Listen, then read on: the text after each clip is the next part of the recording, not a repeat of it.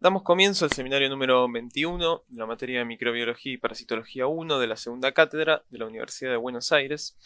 El seminario de hoy va a tratar sobre dos parásitos del filo Apicomplexa, parásitos protozoarios, cuáles van a ser Toxoplasma gondii, agente causal de la enfermedad denominada toxoplasmosis, y Plasmodium, agente causal del paludismo o malaria.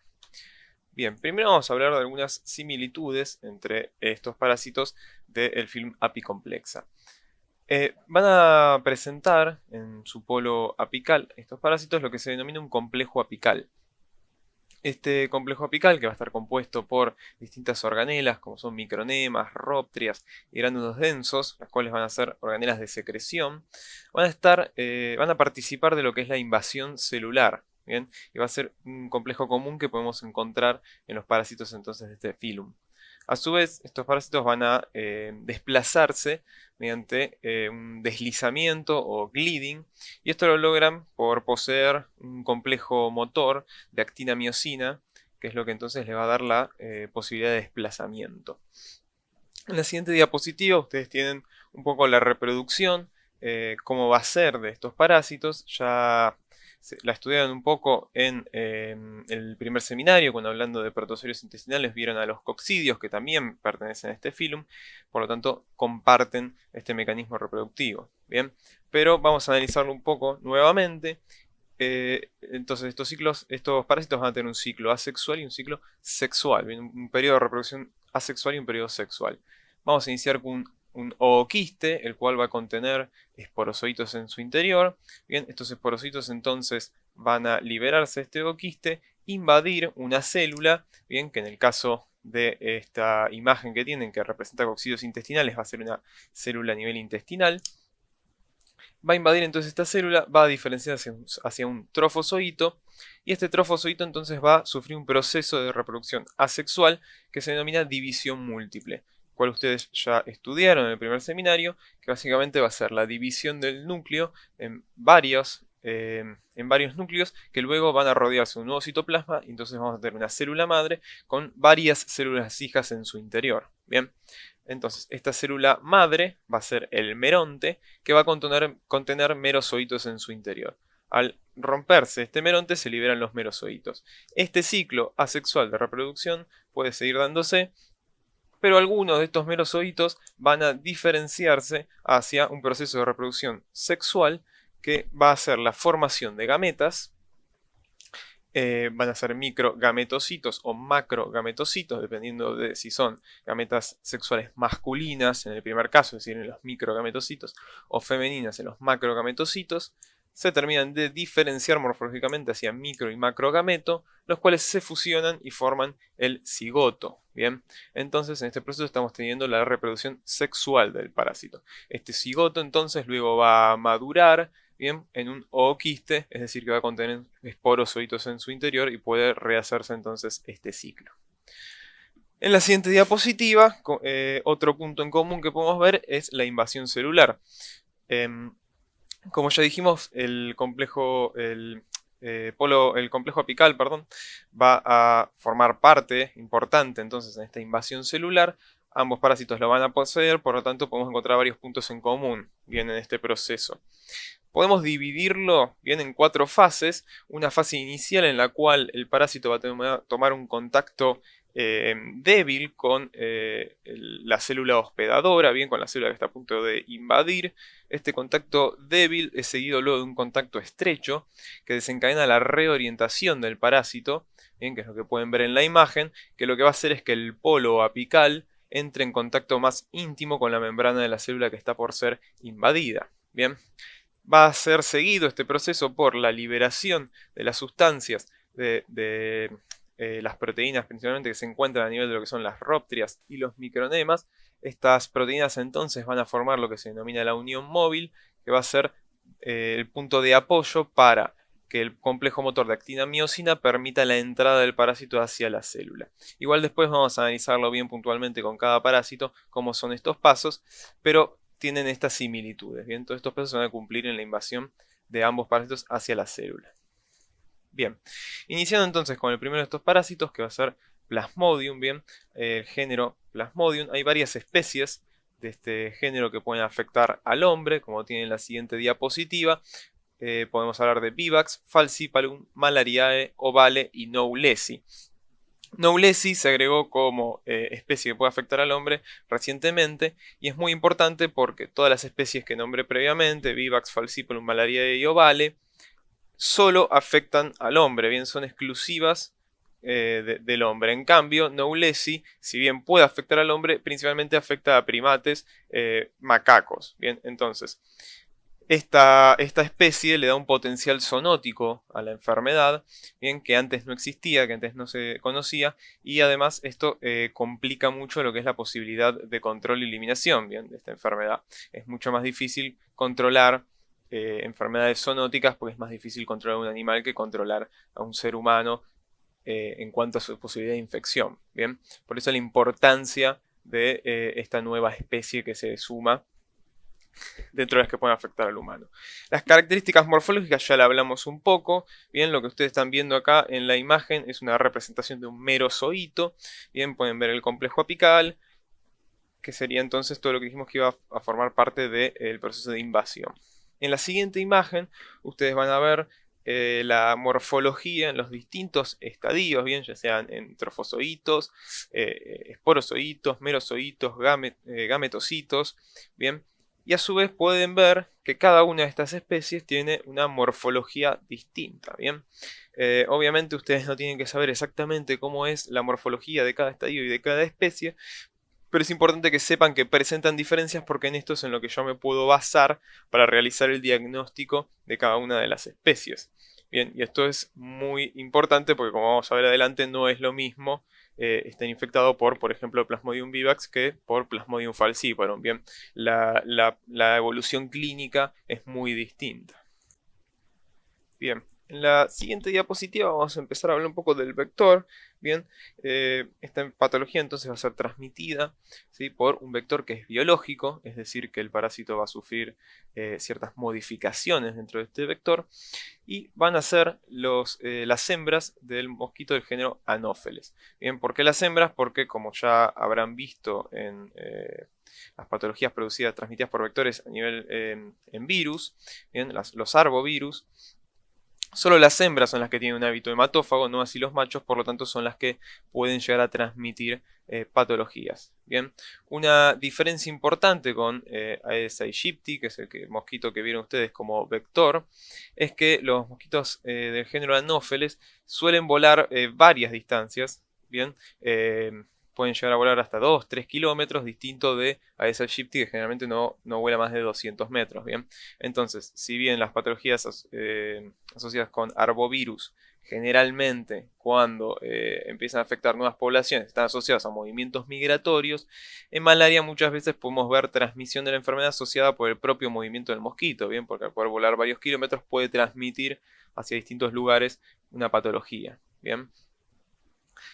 Hay varias especies de este mosquito que tienen una distribución mundial, ¿sí? Es decir, que en cualquier país podemos llegar a encontrar el vector y podría entonces llegar a darse la transmisión de esta patología. Pero como vamos a ver después en epidemiología, no se presenta en todo el mundo esta enfermedad. Por lo tanto, hay otros factores que también son necesarios, ya sea como temperatura, humedad, bien, factores ambientales que se necesitan para que el ciclo del parásito se complete y se pueda entonces transmitir la enfermedad. Bien, en la siguiente diapositiva, ahora sí hablando de epidemiología, bien, de esta enfermedad, vemos que los lugares principalmente afectados van a ser África, el sudeste asiático y el centro y sur de América.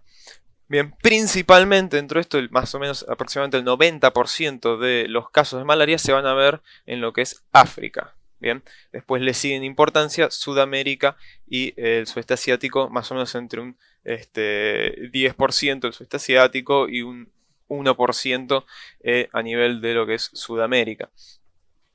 Entonces, si bien no es de las zonas más afectadas, existe en Latinoamérica esta patología. Bien, se puede llegar a presentar.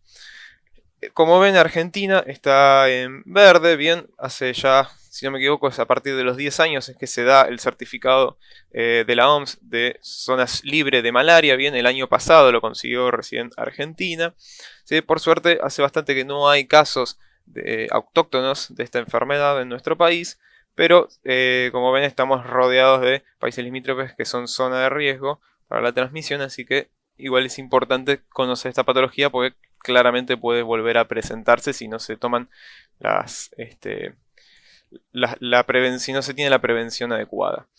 Bien, esta enfermedad afectó, por lo menos en el 2019, que fue el año mejor, por así decirlo, ¿sí? Desde que se tiene seguimiento epidemiológico fue el año con la menor cantidad de casos, afectó 228 millones de personas a nivel global. Mató aproximadamente a 400.000, de las cuales más de la mitad eran niños menores de 5 años. Bien, estos datos se los doy porque por ahí ustedes hoy en día están bastante metidos con los datos del coronavirus, con cuántos infecta, con cuántos mueren, con cuánto... Bueno, acá tienen algo para comparar, bien. Hace más o menos 10 años estamos hablando de 1 millón de muertes anuales. Hoy estamos hablando de 400.000. Se mejoró mucho, pero aún así ven que la afectación de esta enfermedad es tremenda, es enorme. Lo que pasa es que afecta principalmente a regiones pobres, por lo tanto no se le da tanta importancia. Bien, si la mayoría de esas muertes son en África y son niños africanos, no salen en muchos lugares. Pero es importante para que tomen la dimensión de esta enfermedad y los estragos que causa en los lugares que afecta. Bien, en la siguiente diapositiva, esto es simplemente a modo representativo de que tengan en cuenta en nuestro país las zonas de riesgo, bien, donde si bien, como ya dijimos, no hay casos de transmisión autóctona, todas estas zonas limítrofes cumplen las condiciones, ha habido en su momento transmisión, por lo tanto tranquilamente puede volver a verlo, bien, son escenarios de riesgo. Bien, ahora sí vamos a hablar del ciclo de vida de este parásito. Vamos a empezar con un mosquito infectado, por supuesto, que se alimenta, bien, de un hospedador que va a ser en este caso el humano, y durante esta alimentación va a inocular en este hospedador esporozoitos, bien, esporozoitos de Plasmodium. Estos esporozoitos entonces van a alcanzar la circulación y mediante ella llegar a el hígado, bien, la célula inicial blanco van a ser los hepatocitos. En estos hepatocitos se va a dar lo que se denomina el ciclo exoeritrocítico o preeritrocítico, bien, en donde estos hepatocitos van a ser invadidos, bien, los esporozoitos van a replicar, formar lo que es un esquizonte o meronte, el cual luego va a romperse y liberar merozoitos. Bien, entonces tenemos un primer ciclo de multiplicación asexual en el tejido hepático. Bien, estos merozoitos entonces van a liberarse, nuevamente alcanzar la circulación y allí invadir a la principal célula blanca de este parásito, que van a ser los glóbulos rojos. Bien, los merozoitos van a invadir los glóbulos rojos, pasar a su estadio de trofozoito, luego nuevamente formar un esquizonte o meronte, el cual va a contener merozoitos que entonces nuevamente por ruptura van a liberarse al torrente circulatorio y nuevamente pueden invadir un glóbulo rojo, dando todo este ciclo nuevamente. Bien, algunos de estos merozoitos van a diferenciarse por un camino de desarrollo de gametocitos. Bien, como hemos dicho entonces, se van a formar gametocitos que pueden ser macrogametocitos, es decir, con una diferenciación sexual femenina, o microgametocitos masculinos. Bien, estos microgametocitos son los que, si un nuevo vector, si un nuevo mosquito hembra del género Anopheles pica a este hospedador que tiene gametocitos, son los que van a ser ingeridos por este mosquito y son los que van a infectarlo, ¿bien? Los micro y macro gametocitos. Estos gametocitos entonces van a diferenciarse a micro y macro gameto, ¿bien? Van a fusionarse y dar lugar al cigoto. Este cigoto va a tener la característica de adquirir, esa era la palabra, no me salía, de adquirir la movilidad, ¿bien? Y ahí es cuando vamos a denominarlo ookineto, ¿bien? Este cigoto con movilidad. Este ookineto, siempre estamos hablando dentro del mosquito, va a invadir la mucosa del intestino del mosquito, diferenciarse hacia un ooquiste, que va a contener esporozoitos, va a romperse y liberar esporozoitos entonces en el mosquito, los cuales van a dirigirse hacia las glándulas salivales del mismo. Entonces ahora este mosquito, nuevamente si alimenta a un nuevo hospedador humano, puede regurgitar, inyectar estos esporozoitos e infectar nuevamente a un humano. Bien. Algo para destacar es que este ciclo que hablamos que se daba en los eritrocitos no se va a dar en cualquier eritrocito. Vamos a ver que algunas especies van a preferir principalmente lo que son eritrocitos más jóvenes, como es el caso, por ejemplo, de Plasmodium vivax o Plasmodium ovale, los cuales solo infectan reticulocitos. Entonces la población eritrocitaria que puede infectar es menor. En cambio, Plasmodium falciparum, que ya mencionamos que iba a ser la especie que generalmente da la patología más grave, más severa, va a infectar cualquier eritrocito. No importa si es reticulocito, no importa la edad del mismo. Entonces va a tener una mayor población a la cual puede afectar, por lo tanto probablemente haya una carga parasitaria mayor y una patología también mayor. Bien, entonces una de las razones por las cuales Plasmodium falciparum generalmente tiene una manifestación más severa. Bien, en la siguiente diapositiva tienen lo que son los hipnozoitos. Bien, esto va a ser una forma que se va a ver solamente en Plasmodium vivax o en Plasmodium ovale.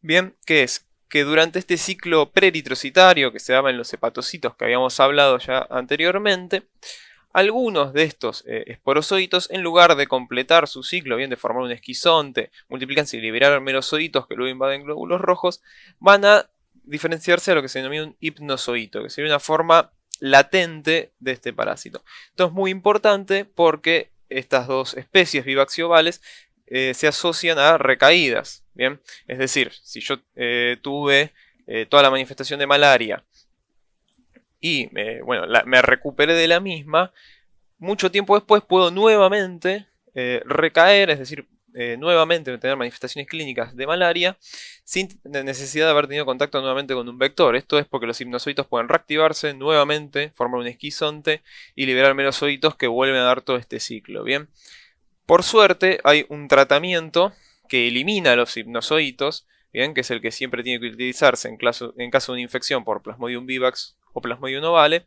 Bien, entonces yo puedo eliminarlos y evitar estas recaídas. Ahora, para eso obviamente yo tengo que primariamente hacer un diagnóstico de especies, saber que estoy hablando de alguna de estas dos especies, para darle el medicamento indicado a mi paciente, porque si no los medicamentos que generalmente yo uso para tratar la malaria no eliminan los hipnozoitos. Bien, entonces otra de las razones por la cual es muy importante determinar qué especie de Plasmodium está afectando a un paciente. Bien, en la siguiente diapositiva tienen lo que es la invasión celular. Bien, ahora vamos a verlo un poquito más en detalle, ya hablamos a grandes rasgos de esto. Inicialmente, entonces ya hablamos de que había una unión débil. Bien, esta unión débil se va a dar entre distintas proteínas de superficie del merozoito de Plasmodium y la superficie, en este caso, lo que estamos hablando de un eritrocito. Bien, estas proteínas de superficie del merozoito es lo que ustedes ven en la imagen como MSP, por sus siglas en inglés. Bien, entonces vamos a tener una unión débil. Esto va a permitir que sea una unión más estrecha, que se va a dar entre lo que son antígenos de unión a eritrocitos, o EVA, por sus siglas, como les muestra en la imagen, el EVA 175 es uno de estos antígenos más estudiados que va a encontrarse entonces en la membrana del parásito, y lo que se vio es que se une a la glicoforina A, que se encuentra en la membrana eritrocitaria. Esta unión más estrecha va a tener dos consecuencias. Una va a ser permitir la reorientación del parásito para que el complejo apical tome contacto con la membrana. Otra consecuencia que se va a ver asociado a esto va a ser una alteración en la morfología de la membrana eritrocitaria. Como ven ahí es como hundimiento. Bien, no se sabe exactamente todas las alteraciones que hay a nivel de esta morfología, pero se sabe que hay algunos rearreglos a nivel del citoesqueleto alrededor del sitio donde se da esta unión, bien, y que esto es un paso muy necesario para la invasión. Bien, si este paso no se da, la invasión no es del todo efectiva. Bien, entonces hay alteraciones a nivel de la membrana de eritrocito en esta zona de unión. Tenemos entonces la reorientación, bien, del merozoito. Se van a estimular entonces la liberación, bien, del contenido de las rhoptrias y de los micronemas. Bien, las proteínas de las rhoptrias van a secretarse dentro de la célula que va a ser invadida, bien, es decir, en este caso del glóbulo rojo. Y es lo que ustedes ven en la imagen como RON. bien, RON, que sería proteínas del cuello de la arróptera, bien, por sus siglas. La más estudiada dentro de ellas es la proteína RON2, bien. Esta proteína entonces, como dijimos, se secreta dentro de la célula que va a ser invadida y va a tener un dominio intracelular, un dominio transmembrana y un dominio extracelular. El dominio intracelular va a unirse al citoesqueleto de la célula que va a ser invadida, bien. Entonces, esa RON2 que ven ahí en color violeta va a estar uniéndose al citoesqueleto de la célula que se va a invadir. Bien. A su vez, entonces, va a tener un dominio extracelular que se va a contactar con una proteína de los micronemas, bien, que se denomina antígeno de membrana apical o AMA1, bien, que es esa proteína amarilla. Esta también va a tener un dominio transmembrana, un dominio extracelular y un dominio intracelular.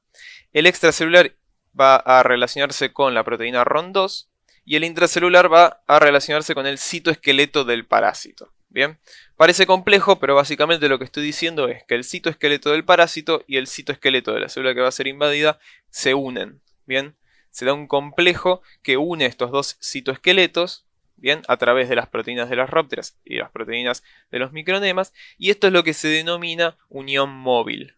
Bien, esta unión móvil es lo que le va a servir de andamio al parásito para hacer tracción, para hacer fuerza sobre ella, bien, mediante su motor de actina-miosina y poder entonces empujarse hacia la célula, bien, penetrar la membrana e invadir al glóbulo rojo.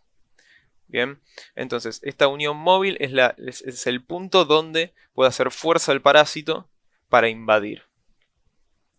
Bien, pasando a la siguiente diapo. Bien, una vez que Plasmodium invade el glóbulo rojo, va a generar algunos cambios en el mismo, bien, que le van a permitir sobrevivir hasta completar su ciclo, bien, en los glóbulos rojos.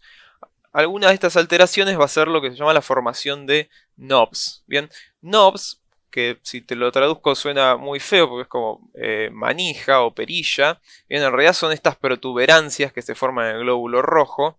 Bien, que es lo que pueden ver abajo en la imagen que tienen en A, un glóbulo rojo normal, que ven que tiene una superficie lisa, y en G tienen un glóbulo rojo infectado, que ven que tiene todas estas especies de como granitos. Bien, estos son los NOBs o estas protuberancias, bien, que van a ser inducidas por el parásito. Estas protuberancias van a contener distintas proteínas producidas también por el parásito. Una de ellas, la más importante y la más estudiada, es la proteína de membrana eritrocitaria de Plasmodium falciparum 1 o por las siglas PFEMP1, ¿bien?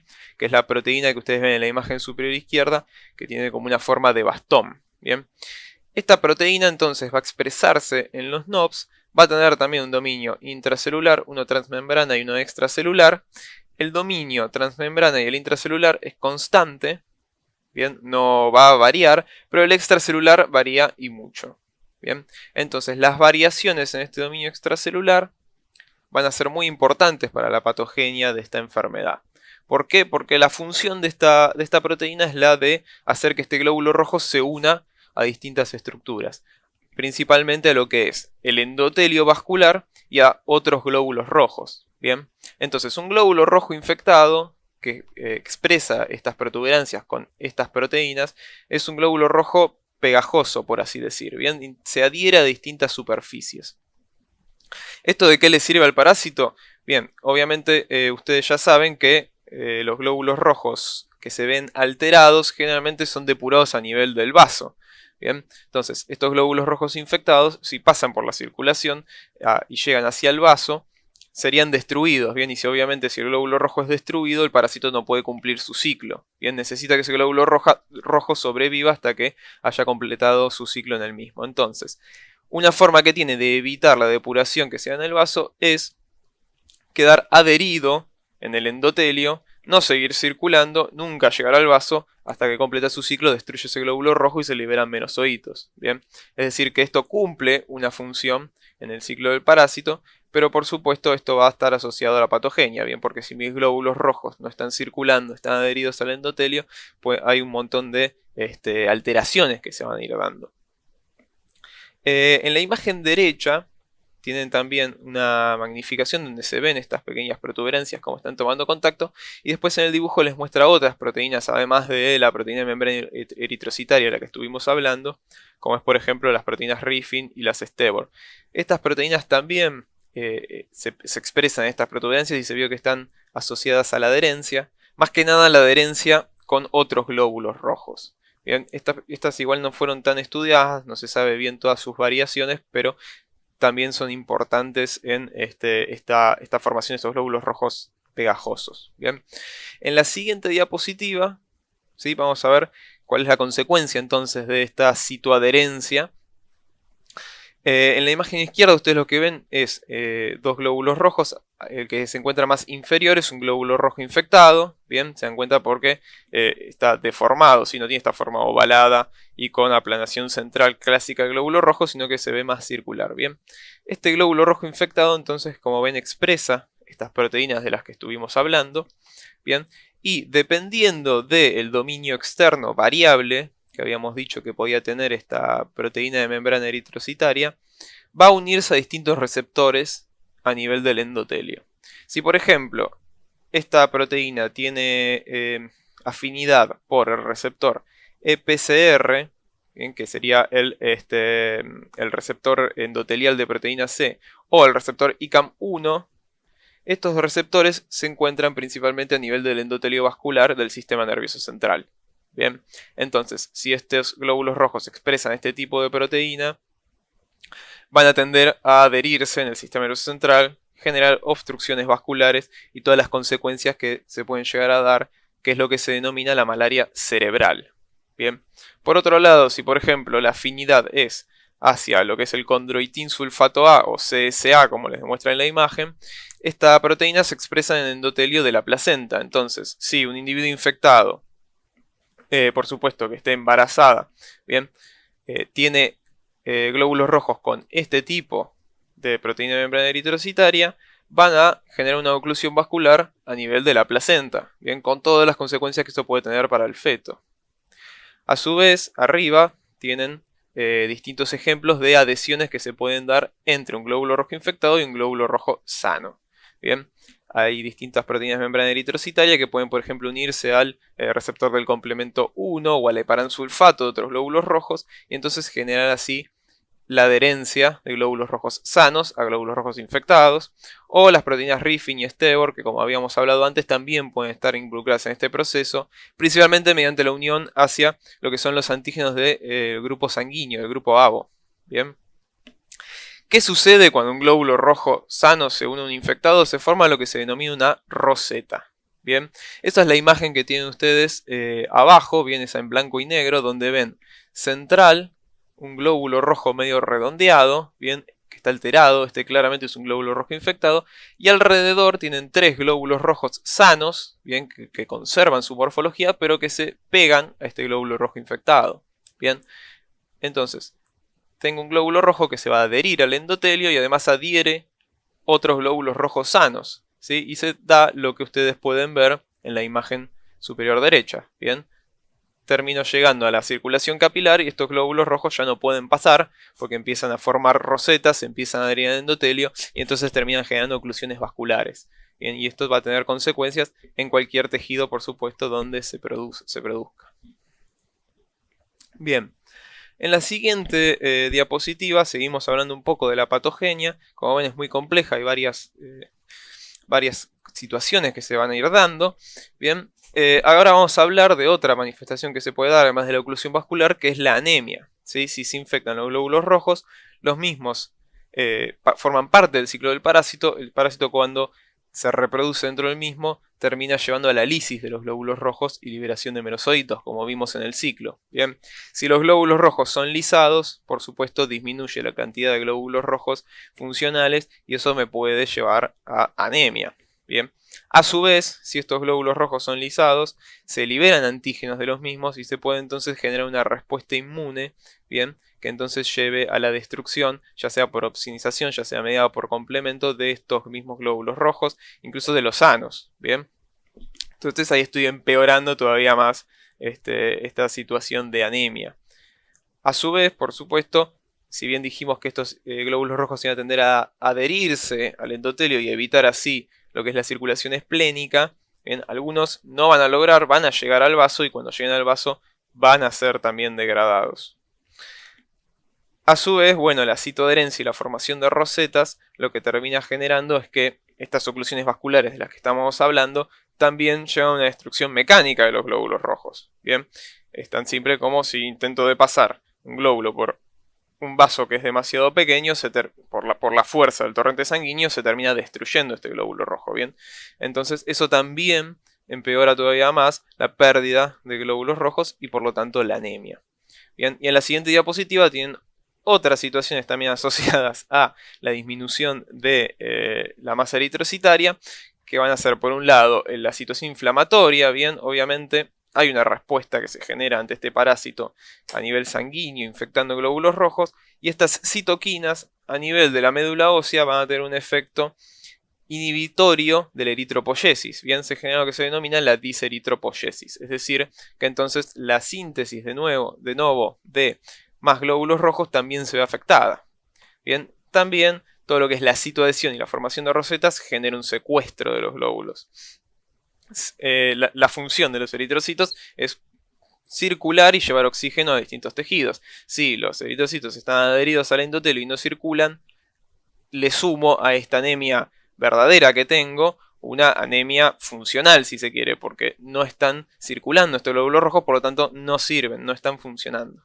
Bien.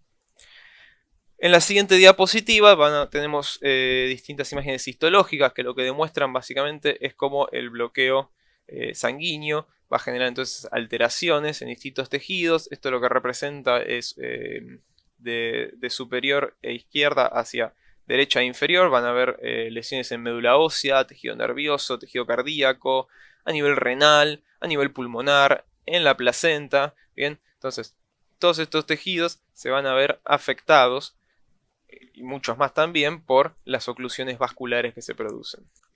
En la siguiente diapositiva se habla un poco más puntualmente de lo que es la malaria cerebral.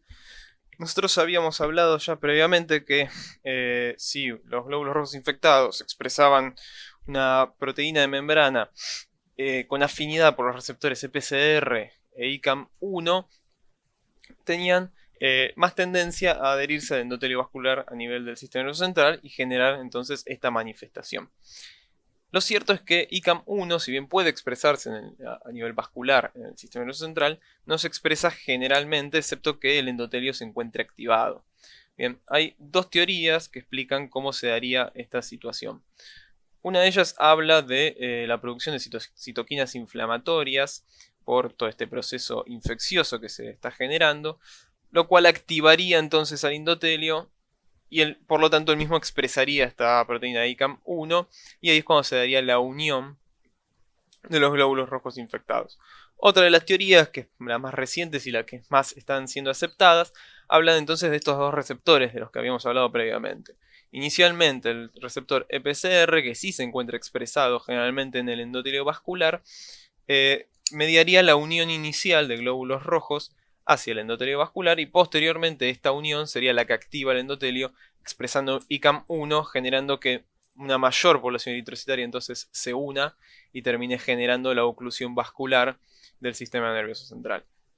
Cualquiera de los dos mecanismos, sea como sea, lo que lleva a oclusión y posteriormente lo puede llevar a ruptura de la pared capilar, generando microhemorragias en el sistema nervioso central. Y eso es lo que se ve en la imagen histológica que tienen ustedes aquí.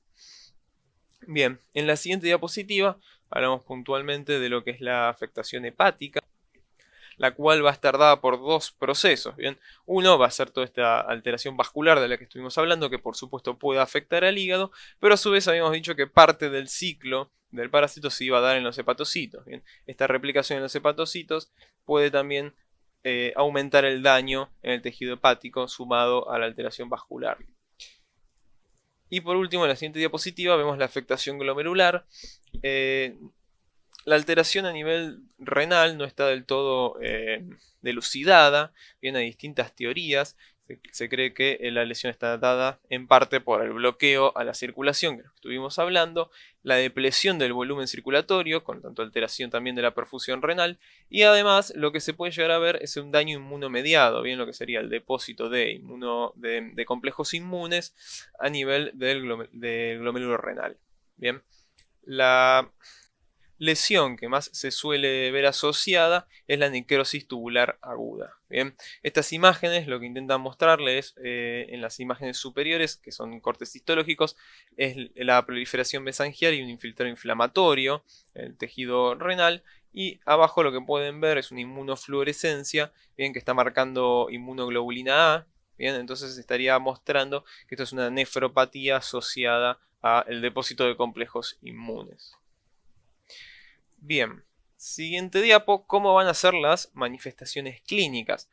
Primero hay que saber que todo paciente afectado por esta enfermedad vamos a poder clasificarlo en 3 tipos. Bien, lo que sería una patología completamente asintomática, que si bien no hay datos epidemiológicos como para decir qué porcentaje de los mismos cursan la infección de manera asintomática, se cree que es un porcentaje bastante alto. Bien, entonces hay un alto porcentaje que se infecta y no desarrolla sintomatología. No se sabe exactamente cuál es, porque no hay estudios epidemiológicos. Lo que sería la malaria no complicada, en este caso tenemos una malaria que presenta síntomas, bien, pero no vamos a tener ningún tipo de daño a los órganos vitales. Todo esto que estuvimos hablando de la oclusión vascular y del daño a distintos órganos, ya sea a nivel del sistema nervioso central, del hígado, a nivel del riñón, bien, no se va a dar en una malaria no complicada. Bien, simplemente va a presentar síntomas, que ahora vamos a ver bien cuáles son, pero no va a haber daño a órganos vitales. Bien, en cambio en la severo complicada vamos a tener daño, bien, y va a haber disfunción de algún órgano. También podemos llegar a hablar de malaria severo complicada dependiendo de la carga parasitaria, y esto principalmente en Plasmodium falciparum, que como dijimos ya es el que más frecuentemente está asociado a una patología más severa. Entonces la alta carga parasitaria de Plasmodium falciparum podría directamente ya clasificarse como una malaria severo complicada por la probabilidad que tiene de evolucionar de esta manera. Algo que no dijimos previamente es que Plasmodium falciparum es el que más suele estar asociado a las manifestaciones severas, porque además de poder afectar a distintas poblaciones eritrocitarias, todo esto que estuvimos hablando de la citoadherencia y la formación de rosetas, si bien cualquier especie de Plasmodium puede hacerlo, Falciparum es mucho más efectivo. Bien, entonces la adherencia y la formación de rosetas en Falciparum es mayor. Por eso también está asociado a manifestaciones más severas. Bien, ahora sí, entonces, ¿cuáles van a ser estas manifestaciones clínicas? Bien, lo más clásico es lo que se denomina el paroxismo malárico. Paroxismo malárico van a ser episodios, bien, manifestaciones episódicas que van a tener una evolución bien característica. Va a ser el inicio con escalofríos, que luego va a seguir con un aumento de la temperatura, bien, es decir, fiebre, y luego sudoración. Bien, posterior a esto los síntomas desaparecen temporalmente y luego vuelve a darse un episodio que inicia con escalofríos, continúa con fiebre, luego con sudoración y así. Bien, se van dando estos ciclos en los cuales tengo estos 3 síntomas, bien, que siguen esta línea temporal que describimos, luego desaparecen, vuelven a aparecer, desaparecen, bien, y esto durante todo el proceso de la enfermedad hasta que el individuo se recupere. ¿Por qué se dan estos paroxismos? Bien, acá lo que tienen es nuevamente el ciclo eritrocitario que tiene malaria, ya lo vimos, bien. Ahora, algo importante es que esta liberación de merosocitos al torrente sanguíneo va a generar una respuesta inflamatoria muy importante, principalmente con secreción de TNF-alfa, bien, de factor de necrosis tumoral alfa. El factor de necrosis tumoral lo que desencadena es una respuesta sistémica, principalmente generando fiebre, bien. Entonces, cada vez que haya liberación de merosocitos de los glóbulos rojos, van a darse estos síntomas de escalofrío, fiebre y sudoración, principalmente asociado entonces a lo que dijimos que es el TNF-alfa. Ahora, esto también nos está diciendo que entonces cada glóbulo rojo que es infectado libera los merosocitos de manera sincrónica con el resto de los glóbulos rojos, porque si no habría constantemente merosocitos en sangre y constantemente fiebre, ¿bien? Y esto efectivamente es así. Algo que se vio es que Plasmodium, al infectar los glóbulos rojos, estos glóbulos se sincronizan, ¿bien? Es decir, que este ciclo eritrocitario se va a dar de manera sincronizada, ¿sí? Al unísono, en distintos glóbulos rojos. Entonces va a haber un momento con una gran liberación de merocitos a sangre, los cuales luego invaden glóbulos rojos, entonces deja de haber merocitos en sangre, disminuye TNF-alfa y vuelve a darse este ciclo. Bien. La duración de este ciclo va a variar dependiendo de la especie de Plasmodium, ¿bien? Y eso es lo que tienen en los gráficos de la derecha. Estos gráficos van a tener días y temperatura, ¿bien? Es decir, en el caso de Plasmodium vivax u ovale, bien, vamos a tener en el primer día una temperatura que, bueno, está en grados Fahrenheit, pero vamos a tener entonces una temperatura que asciende, disminuye, pasan unos días y luego al tercer día vuelve a ascender la temperatura y a disminuir. Bien, estos son los paroxismos. Como la fiebre se repite al tercer día, a este ciclo se le denomina fiebre terciana.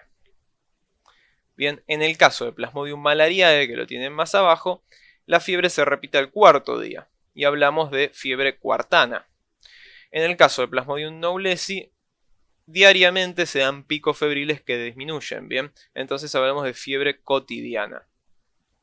El caso de Plasmodium falciparum es un poco más errático, ¿bien? El ciclo, como ven en el gráfico, no se repite tan bien, ¿sí? Hay algunos aumentos de fiebre que no pertenecen, ¿sí?, al ciclo tan perfecto como se puede ver quizás en las otras especies de Plasmodium, pero sí más o menos se pueden ver picos al tercer día, así que se la puede denominar, pueden encontrarla como fiebre subterciana o fiebre terciana maligna, ¿bien?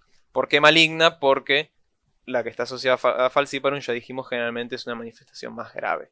Bien. Igualmente, estos ciclos no siempre se dan perfecto como los vemos acá. Bien. Y obviamente uno no va a hacer el diagnóstico de la especie de Plasmodium simplemente por si vuelve a tener fiebre un paciente a los 4 días o a los 3 días. Bien. Obviamente, se van a tener que hacer pruebas de diagnóstico microbiológico para determinar efectivamente la especie. Pero bueno, esto puede ayudar un poco a determinarlo. Bien. Y en la siguiente diapo tenemos lo que serían las manifestaciones de la malaria severa, bien, y sus complicaciones. Una de ellas, ya la hablamos, es la anemia, bien, que en caso de una infección severa va a ser una anemia importante que puede obviamente generar muchas alteraciones en el paciente.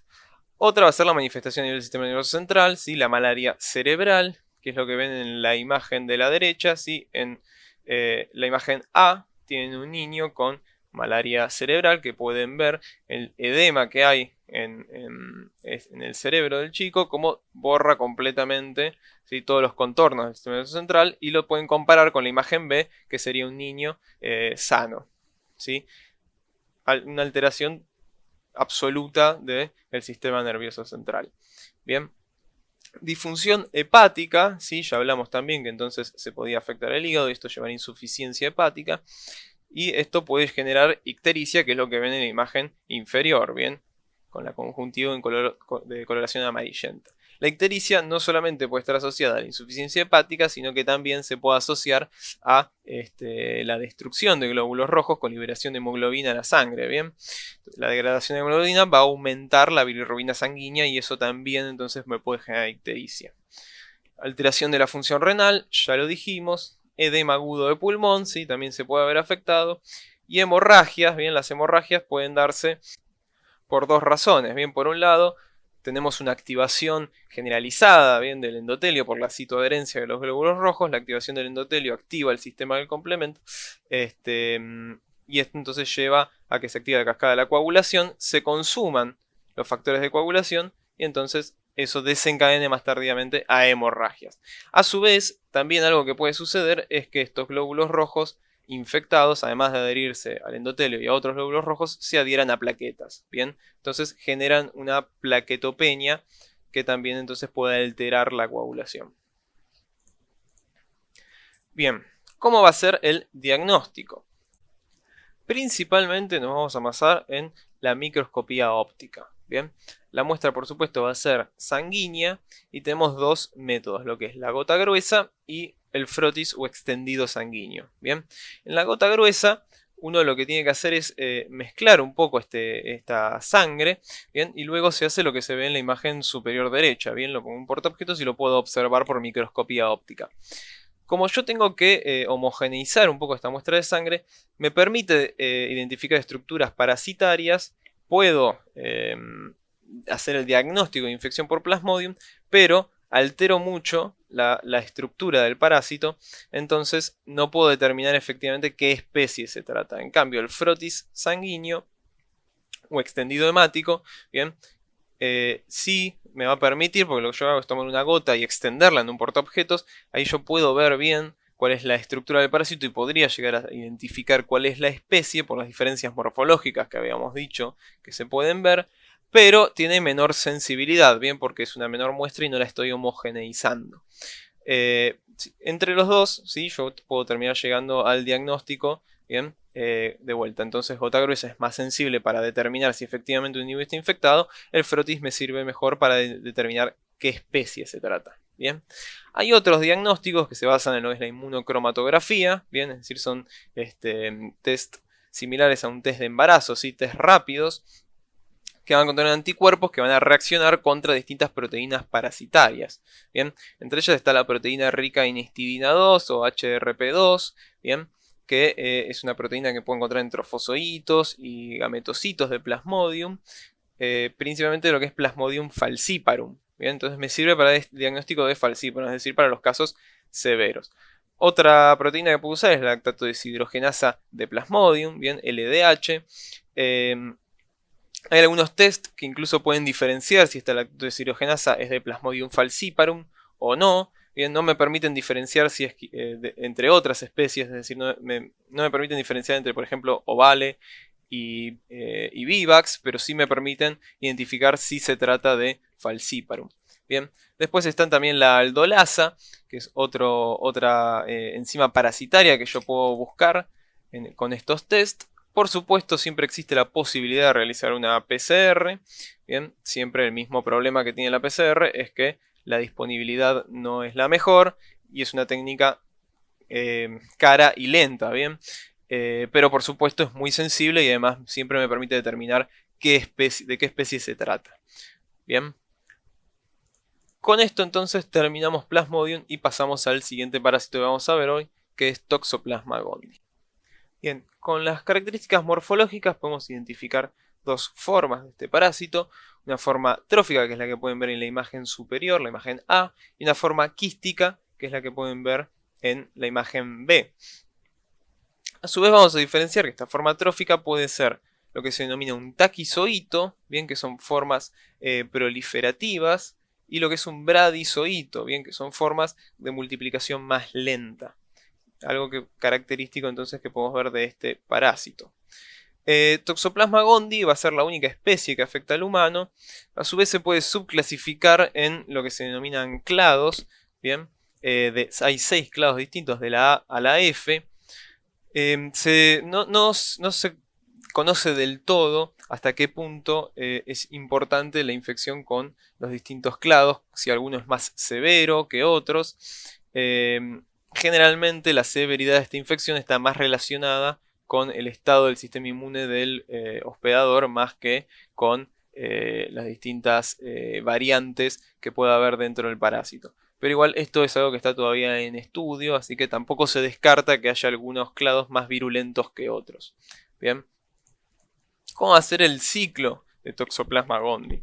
Bien, el hospedador definitivo de este parásito van a ser los felinos. El más importante, claramente, dentro de lo que es el ciclo de transmisión para el humano va a ser el gato doméstico, pero otros felinos también pueden ser hospedadores definitivos. Bien, va a ser el hospedador definitivo porque en el mismo se va a dar el ciclo de reproducción sexual. Bien, entonces un gato infectado va a eliminar por materia fecal ooquistes. Bien, estos ooquistes que se eliminan en la materia fecal de un felino infectado requieren un tiempo en el ambiente para madurar. Bien, aproximadamente 2 días de promedio. Obviamente esto depende de las condiciones de humedad y de temperatura. Bien, pero una vez que madura entonces se vuelve un elemento infectante.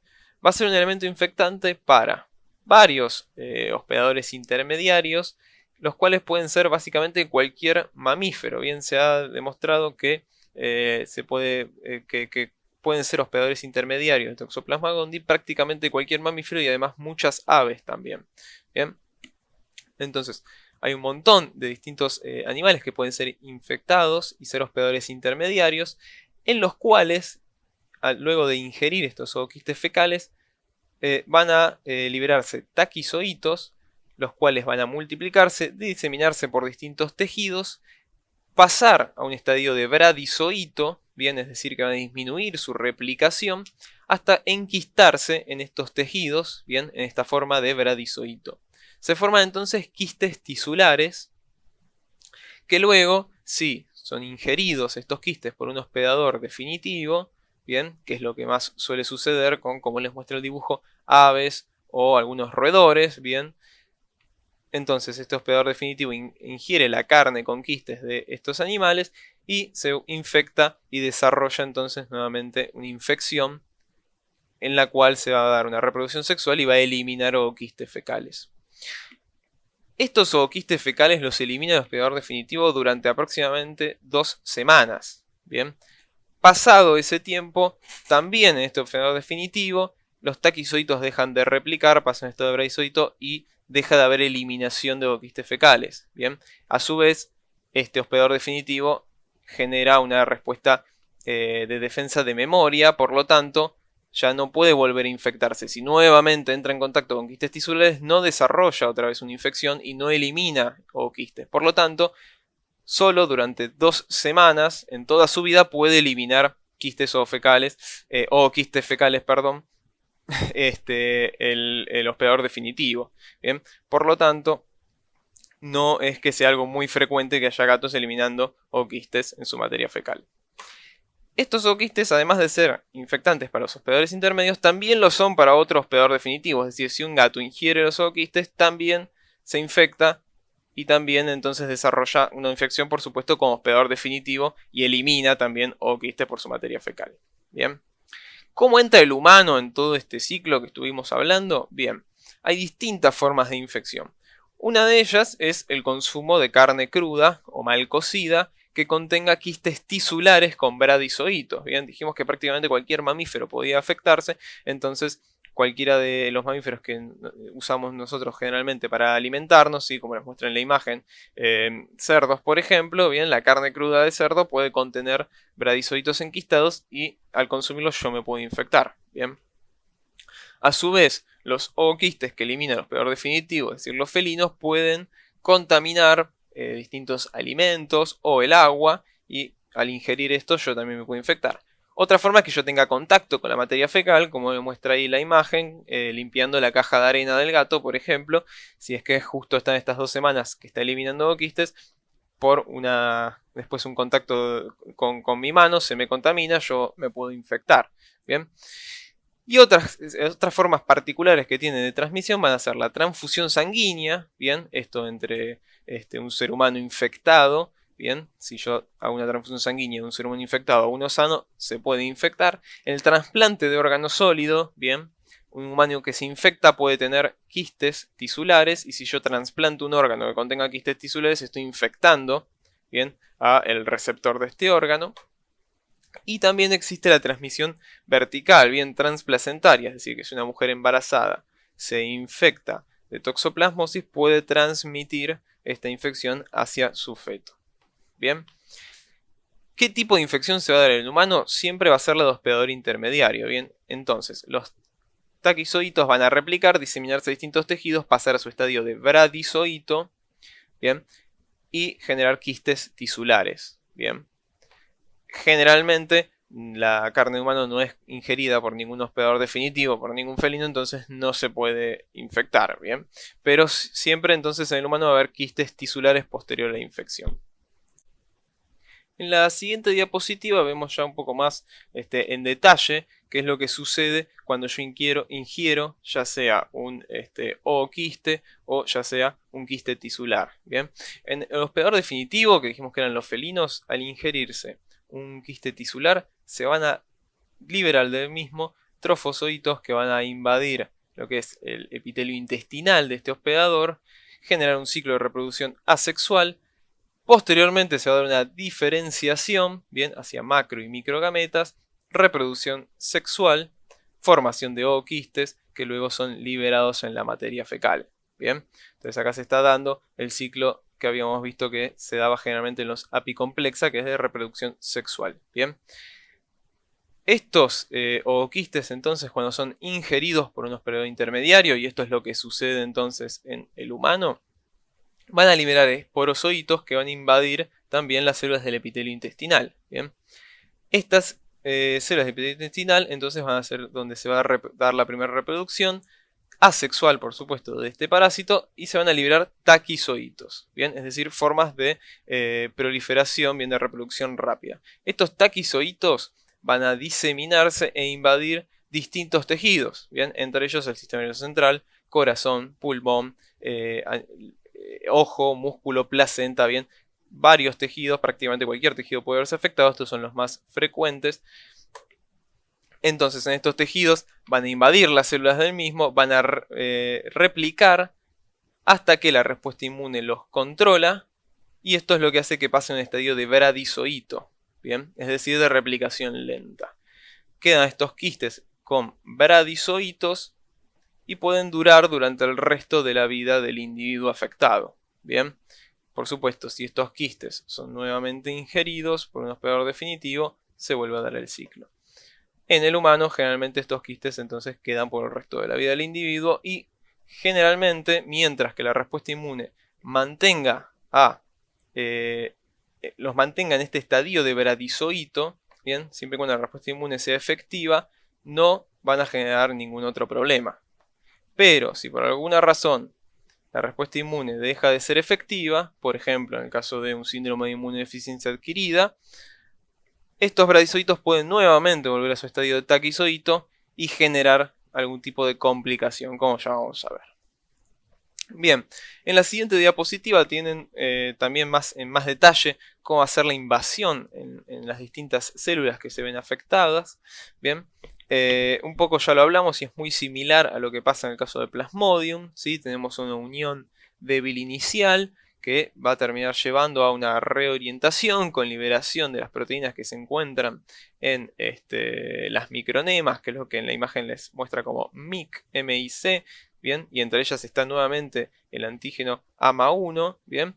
Se van a secretar también las proteínas de las róptrias y se va a formar nuevamente el complejo de unión móvil, bien, que acá sí se ve un poco más cómo es que está unido, bien, estas proteínas están unidas hacia el citoesqueleto, tanto del parásito como de la célula que está por ser invadida, y entonces este va a ser el punto donde va a generar tracción el parásito mediante su motor de actina-miosina para ingresar en la célula. Bien, una vez ingresada va a quedar en una vacuola parasitófora, bien, es decir que invagina esa membrana, forma una vacuola y queda dentro de la misma, como ven en la imagen.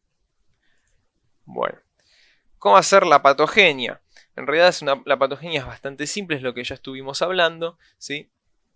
Vamos a tener un estadio de taquizoito que va a tener una alta tasa de replicación y va a diseminarse a distintos tejidos. Bien, este taquizoito va a ser detectado por la respuesta inmune, va a generarse entonces una respuesta inflamatoria y esto va a generar algún daño en ese tejido. Generalmente la respuesta inmune logra controlar a esta infección, entonces el taquizoito pasa a un estadio de bradizoito con bajas tasas de replicación, queda enquistado en ese tejido y mientras la respuesta inmune lo mantenga a raya, no hay mayor complicación. Bien, ¿cómo es que esta respuesta inmune genera que el taquizoito pase a un estadio de bradizoito? Bien, lo que se vio es que hay una respuesta hacia el estrés del taquizoito, que no es el estrés de tengo que rendir un examen mañana, sino al estrés celular, bien, a estresores celulares, por ejemplo, variaciones del pH, variaciones de la temperatura, bien, el estrés oxidativo, ¿sí? El óxido nítrico, la deprivación de nutrientes, bien, todos estos son estresores celulares que van a generar en estos taquizoitos la activación de unas quinasas, son las que les muestran acá en la imagen, TGIF2K, que serían quinasas entonces del factor de elongación de Toxoplasma gondii. Van a fosforilar estos factores de elongación, y entonces lo que se va a hacer es expresar determinados ARNs mensajeros que van a codificar para factores de respuesta al estrés, que van a estimular entonces el pasaje hacia bradizoito. Bien, es entonces un bradizoito tiene altas cantidades de estos factores de elongación fosforilados. En cambio, un taquizoito los tiene en un estado no fosforilado. Bien, este bradizoito, si este estrés desaparece, deja de activarse esta quinasa, deja de fosforilarse el factor de elongación y nuevamente puede pasar a un estadio de taquizoito. Bien, esto es muy importante porque, como dijimos, estos bradizoitos van a permanecer en los tejidos durante mucho tiempo y ante cualquier situación de inmunodepresión pueden reactivarse hacia taquizoito. Bien, en la siguiente imagen, en la siguiente diapositiva, vemos cómo es que esta respuesta inmune entonces controla inicialmente esta infección parasitaria. Bien, al ser invadidos macrófagos y células dendríticas por este parásito, se induce la secreción de interleuquina 12 por las mismas.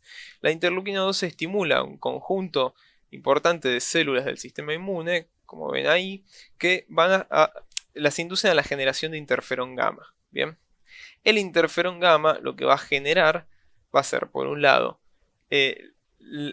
una diferenciación de la respuesta inmune hacia un perfil de tipo Th1 con mayor secreción de interferón gamma. Bien, por otro lado, una estimulación de la vía JAK-STAT. Esta vía entonces está asociada a lo que es la respuesta inmune contra microorganismos intracelulares. Va a inducir la formación de especies reactivas del oxígeno, dióxido nítrico, de los macrófagos. Bien, que esto ya dijimos que entonces también era un estresor para los taquizoitos. Va también a estimular lo que son las enzimas indolamina dioxigenasa 1 y 2, que son enzimas que degradan el triptofano.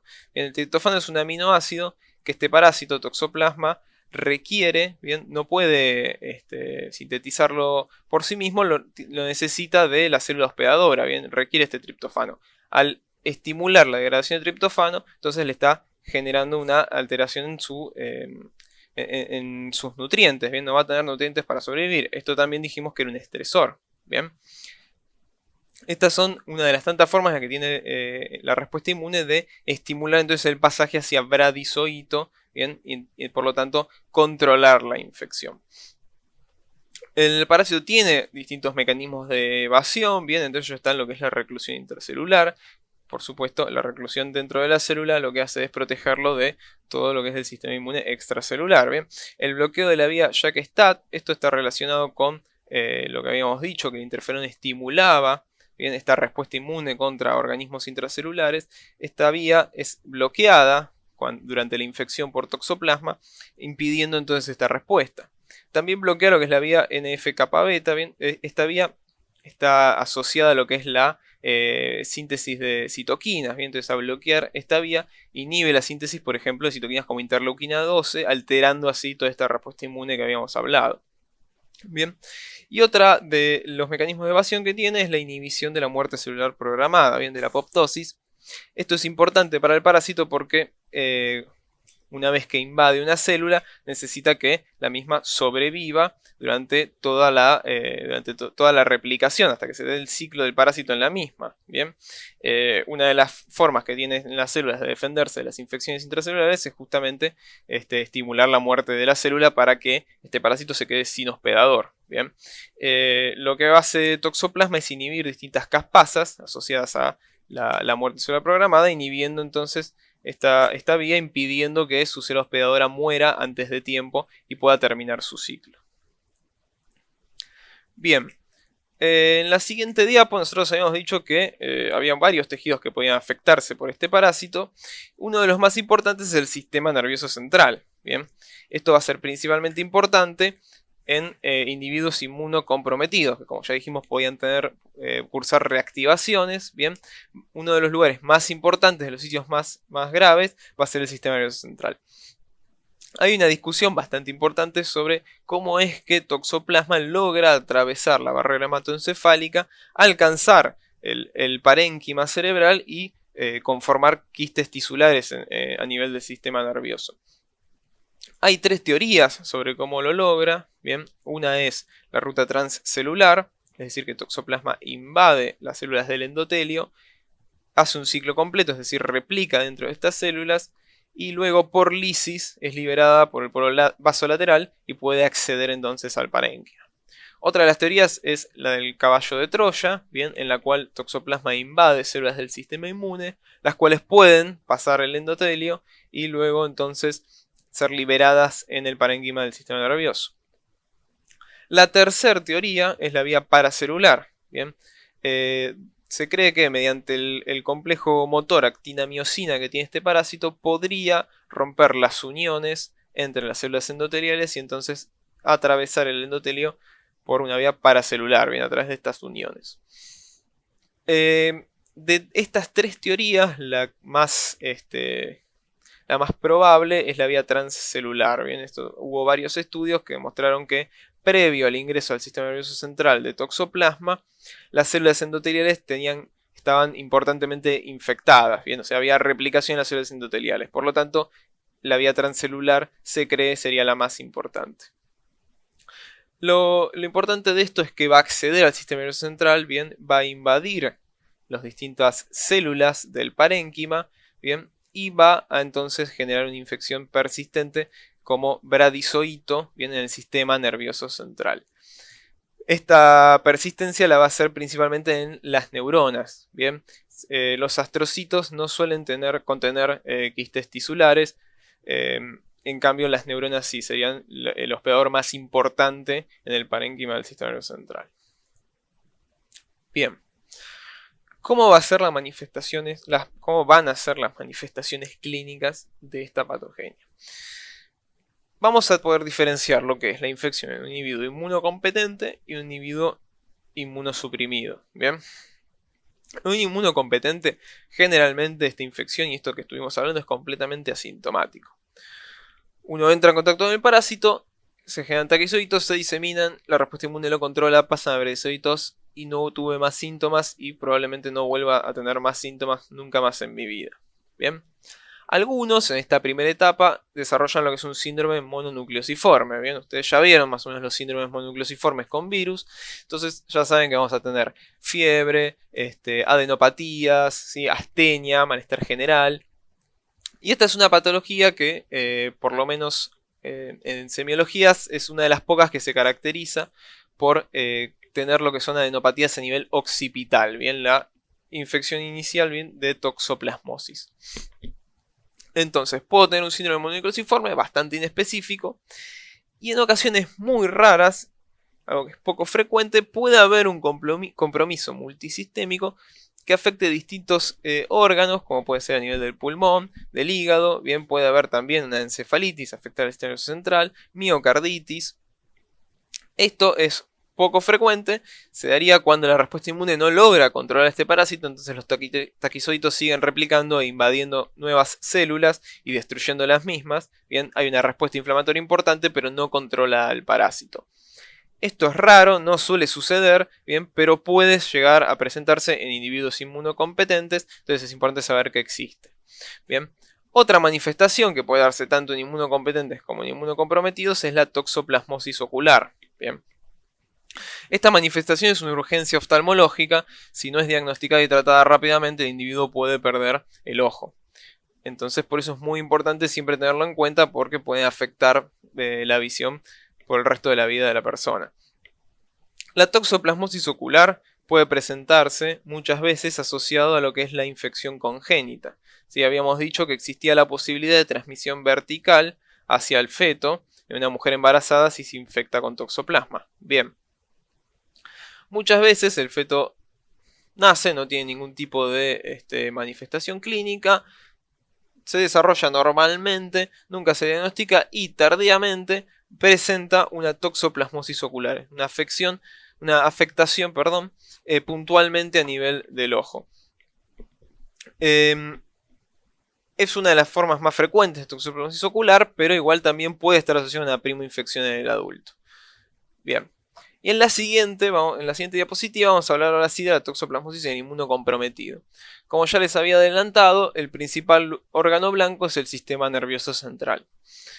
Esto ya no tienen que saberlo ahora, después lo van a volver a ver bien con infectología, pero ya váyanse haciendo la idea de que todo individuo con SIDA que presente una lesión ocupante de espacio a nivel del sistema nervioso central tiene toxoplasmosis hasta que se demuestre lo contrario. Bien, es la causa más frecuente por lejos de lesión ocupante en estos pacientes. La mayoría de las veces, esta presentación se ve asociada a una reactivación de una infección pasada. Bien, es decir, el individuo se infectó con toxoplasma, 20 años después desarrolla un síndrome de inmunodeficiencia adquirida. Estos bradizoitos que estaban en el tejido cerebral se reactivan, pasan a bradizoitos y generan lesiones. Bien, generalmente lesiones que asemejan a un absceso. Bien, que es lo que pueden ver en la imagen. A veces, menos frecuentemente, generan una encefalitis difusa. Pero lo importante entonces es que se reactivan estos taquizoitos y generan una alteración en el sistema nervioso central. Y es lo primero que tengo que pensar en tu individuo con SIDA que tiene una lesión ocupante. Bien, en la siguiente diapo hablamos un poco de toxoplasmosis congénita. Nosotros ya dijimos que existía la transmisión vertical. Algo que no les dije bien es que la posibilidad de transmisión vertical solo existe durante la infección aguda por toxoplasmosis. Es decir, la infección se tiene que dar durante el embarazo. ¿Sí? Si una mujer se infecta cuando tiene 5 años y 25 años después se embaraza, no hay ningún riesgo para ese feto. ¿Por qué? Porque los taquizoitos ya no están, no se diseminan, simplemente hay quistes con bradizoitos, pero estos nunca llegan a sangre, por lo tanto nunca pueden alcanzar la placenta y mucho menos al feto. Bien, ahora, si se da una infección aguda durante el embarazo, momentáneamente sí va a haber una alta carga parasitaria, va a haber taquizoitos diseminándose y pueden llegar a afectar al feto. Bien, entonces, la única forma de que exista la transmisión vertical de toxoplasmosis es una infección aguda durante el embarazo. Este gráfico lo que intenta mostrarles es que a medida que avanza la edad gestacional, bien, es decir, los distintos trimestres durante el embarazo, va aumentando la probabilidad de que exista la transmisión vertical, si es que la madre se infecta y desarrolla una infección aguda, por supuesto, pero si bien aumenta la probabilidad de que el feto se infecte, disminuye la gravedad de esa infección. Bien, en este caso habla de probabilidad de lesiones a nivel del sistema nervioso central, que serían las más severas, bien, pero cualquier tipo de lesión, la probabilidad de que se presenten es menor. ¿Por qué pasa esto? Bien, lo que se vio es que a medida que va avanzando el trimestre, la placenta es cada vez más permeable, por lo tanto aumenta la probabilidad de que un taquizoito pueda atravesarla y alcanzar al feto. Bien, entonces a medida que van avanzando los trimestres, hay mayor permeabilidad, mayor probabilidad de que el feto se vea infectado. Bien, pero a medida que van pasando los trimestres, también los órganos del feto están cada vez más desarrollados. Entonces, una infección en las primeras semanas de vida, bien, va a generar lesiones en esos tejidos que todavía están en formación y por supuesto estas lesiones van a ser mucho más severas que si se dan cuando el tejido ya está formado. Como ejemplo sería, si yo rompo las bases de una casa, probablemente la casa se caiga. Ahora, si le rompo una ventana, es un problema, bien, pero no es tan grave como haberle roto los cimientos a esa casa, bien, entonces cuando afecta más tempranamente, las consecuencias son mucho más severas que con la afectación tardía de este feto. Bien, en la siguiente diapo vamos a empezar ya a hablar de cómo es el diagnóstico. Para saber cómo diagnosticar esta patología es muy importante entender la dinámica de la producción de anticuerpos ante el parásito. Bien, inicialmente se van a generar principalmente inmunoglobulina M contra el parásito. Bien, más tardíamente empieza a generarse la inmunoglobulina G. También en la respuesta más temprana tenemos la inmunoglobulina A. Bien, esto es lo que pueden ver en el gráfico. Algo muy importante es que tanto la inmunoglobulina M como la A como la E disminuyen rápidamente, ¿sí? Principalmente la A y la E decaen muy rápido los títulos que se generan contra este parásito. La inmunoglobulina G, si bien aparece más tardíamente, desciende lentamente y después quedan títulos de por vida, ¿sí? Entonces, teniendo esto en mente y pasando a la siguiente diapositiva, podemos ir viendo que si yo encuentro un paciente con inmunoglobulina G positiva e inmunoglobulina M negativa, voy a decir que este paciente tuvo una infección pasada, ¿bien? Es decir, es una inmunidad previa a lo que estoy midiendo ya tuvo contacto con el parásito, ya resolvió su infección y por lo tanto en este momento no hay taquizoitos, solo hay bradizoitos enquistados en sus tejidos, pero nunca van a alcanzar el torrente sanguíneo mientras el sistema inmune los contenga. Bien. ¿Por qué es importante saber esto? Porque en la embarazada, ¿sí?, vamos a hacer un tamizaje durante cada uno de los trimestres para determinar si tiene contacto con esta patología, porque dijimos que existe la transmisión vertical, pero solo durante infección aguda. Bien, entonces, si en una mujer embarazada yo determino que tiene inmunidad previa, es decir, que antes de su embarazo ya se infectó con toxoplasma, entonces ya me quedo tranquilo porque si vuelve a tener contacto con el parásito tiene una respuesta de memoria que lo va a controlar, no va a desarrollar nuevamente infección aguda, no va a haber taquizoitos nunca en sangre, nunca va a afectar al feto. Bien, por lo tanto ya no hago más pruebas serológicas, ya no hago ningún tratamiento, me olvido de la posibilidad de infección del feto en este caso. En el caso de que yo tenga un IgG negativa e IgM negativa, este paciente entonces nunca tuvo contacto con toxoplasma, nunca se infectó. Bien, acá es cuando yo tengo que tener cuidado, porque entonces corre el riesgo de pasar una infección aguda durante su embarazo. Entonces voy a tomar distintas medidas profilácticas y voy a hacer un seguimiento serológico durante cada uno de los trimestres de este embarazo. Bien, ¿cuáles van a ser estas medidas profilácticas? Bien, lo más importante va a ser la correcta cocción de los alimentos, ¿sí?, principalmente de la carne, como habíamos hablado ya antes de los riesgos de las formas de transmisión que existían. También el correcto lavado de las verduras, bien. Si tiene un gato no hace falta que se deshaga del gato, bien, simplemente tomando el cuidado de que la persona embarazada no sea la que, por ejemplo, limpie las piedras del gato, bien, y si tiene algún tipo de contacto con el animal, se lava las manos después del mismo, con eso sería suficiente para evitar el contacto con los zooquistes. Entonces no hace falta tampoco que se deshagan del gato porque quedan embarazados, como suele muchas veces suceder. Bien, simplemente con tomar estas medidas sería suficiente. Ahora lo importante es que, como dijimos, el ooquiste requiere 2 días en el ambiente para madurar y además requiere ciertas condiciones de humedad. Bien. Los gatos domésticos generalmente hacen sus necesidades en las piedras que uno les deja para lo mismo. Bueno, estas piedras absorben la humedad. Bien, entonces generalmente no logran madurar de manera efectiva en las piedras. Igualmente, algo que uno puede hacer es limpiar la caja del gato siempre en menos de 2 días. Bien, si requiere 2 días para madurar, yo la limpio todos los días. Nunca llegó a madurar el quiste, entonces también me puedo quedar tranquilo con eso. Bien. Igual acuérdense que la única forma de que el gato elimine ooquistes por su materia fecal es que esté cursando su primoinfección justo durante esas 2 semanas que elimina ooquistes por materia fecal. Así que también tienen que darse muchas casualidades para que se termine generando la infección. La forma más frecuente de transmisión está asociada al consumo de carne cruda o mal cocida o alimentos contaminados, no al contacto con gatos. Bien. La última posibilidad es que la IgG sea positiva e IgM sea positiva. Bien, entonces mirando el cuadro anterior, yo puedo estar tanto en el periodo de infección crónica como en el periodo de infección aguda. Bien, estoy medio en un gris. Entonces, ¿qué es lo que tengo que hacer en este caso? Voy a tener que confirmarlo haciendo otras pruebas que las tiene en la siguiente diapositiva. Son los métodos confirmatorios. Bien. Uno de estos métodos puede ser la medición de inmunoglobulina A e inmunoglobulina E. Bien, que como vimos, decaen rápidamente. Entonces, si la inmunoglobulina A e inmunoglobulina E es positiva, probablemente estoy en un periodo de infección aguda. Bien, porque rápidamente decaen. Entonces, en la infección crónica ya no los debería encontrar. Bien, si dan negativo, entonces puedo pensar que es una infección crónica. Otro método que puedo utilizar es la inmunoglobulina G pareada, es decir, tomar muestras separadas de 3 semanas, bien, es decir, tomo la primera muestra, mido los títulos de inmunoglobulina G, espero 3 semanas, vuelvo a medir los títulos de inmunoglobulina G. Si estos títulos se mantienen estables o disminuyen levemente, probablemente yo estoy en una infección crónica. En cambio, si estos títulos aumentan, probablemente esté en una infección aguda.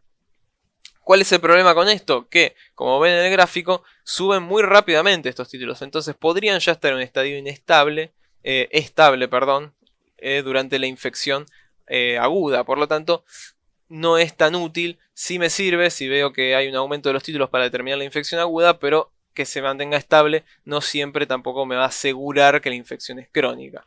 Tendría que combinarlo con inmunoglobulina A e inmunoglobulina E.